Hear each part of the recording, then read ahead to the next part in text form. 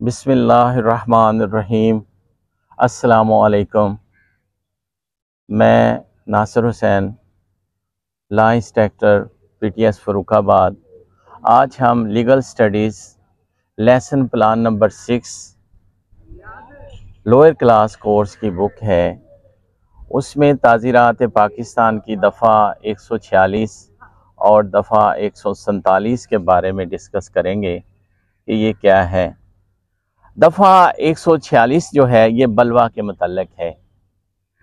जब कभी किसी मजमा खिलाफ़े कानून या इसके किसी रुकन की तरफ से मजमा मज़कूर की गर्ज मुश्तरक के हसूल के लिए जबर या तशद्दुद मुजरमाना का इस्तेमाल किया जाए तो मज़कूरा मजमा का हर रुकन बलवा करने के जुर्म का मुजरम होगा।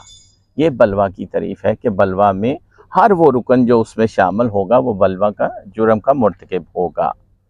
और जो बलवा की सज़ा है ये ताज़ीरात पाकिस्तान की दफ़ा 147 में इसका ज़िक्र किया गया है कि जो कोई शख्स बलवा करने का मुजरम हो उस शख्स को दोनों किस्मों में से किसी किस्म की सज़ा दी जाएगी, जिसकी मियाद 2 बरस तक हो सकती है या जुर्माने की सज़ा या दोनों सज़ाएँ दी जा सकती हैं।